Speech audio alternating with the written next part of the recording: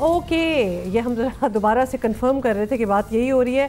IMF के एक और मुतालबे पर अमल करते हुए एफपीआर ने 56 बड़े शहरों में, पाकिस्तान की बात हो रही है, जायदाद की सरकारी कीमत 80% तक बढ़ा दी है और नई सरकारी कीमत का इतलाक आज 1 नवंबर से होगा। हुकूमत को उम्मीद है कि इस फैसले से टैक्स ज़्यादा जमा होगा। अब होगा कि नहीं होगा?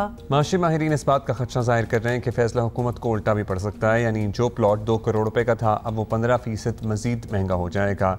ज़मीनों की खरीदो फरोख्त मजीद कम होने से टैक्स वसूली में इजाफे के बजाय कमी आ सकती है। बढ़ती महंगाई की वजह से की खरीदारी पहले ही ना होने के बराबर है। टैक्स उमूर के माहिर अमायद इशफाक साहब हमारे साथ मौजूद हैं, उनसे बात करते हैं। अमायद साहब बताइएगा, सबसे पहले तो यही समझाते हैं कि एफपीआर ने प्रॉपर्टी की कीमतें जो बदली हैं, इसका क्या हदफ है और इससे क्या हासिल होगा?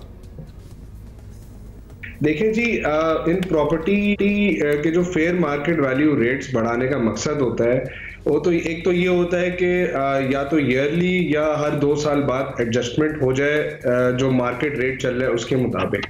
दूसरा ये होता है कि जो जब प्रॉपर्टी की खरीदो फरोख्त होती है उस पर जो कैपिटल गेन अराइज होता है उस पे जो टैक्स कैलकुलेट होता है, अब जो फेयर मार्केट वैल्यू के करीब करीब जो एफबीआर की वैल्यू होती है तो उस पे टैक्स लगता है। तो उस पे अगर जितना ये ज्यादा फेयर मार्केट वैल्यू होगी उतना ज्यादा टैक्स कैलकुलेट होगा। और 2 साल पहले सेक्शन 7E का एक टैक्स आया था, तो वो भी फेयर मार्केट वैल्यू जो 30 जून को एंड हो रही होगी उस पे 1% होता है। तो वो भी जो अगले साल का रिटर्न फाइल होगा, क्योंकि फेयर मार्केट वैल्यूज इंक्रीज हुई हैं तो ये उसमें भी इनके लिए इजाफा। अच्छा, ये भी बताइएगा कि ये तो खैर आपको पता ही है कि पाकिस्तान में रियल एस्टेट में सरमाया लगाना एक बहुत बड़ी आबादी की प्रैक्टिस है इधर, और ये इंडस्ट्री बज़ाहिर इसी पर खड़ी है। तो फिर अपना घर ऑब्वियसली ये भी सभी का ख्वाब होता है। एक आम पाकिस्तानी और रियल एस्टेट मार्केट पर एफपीआर के नए रेट्स का आपके ख्याल में क्या असर पड़ेगा?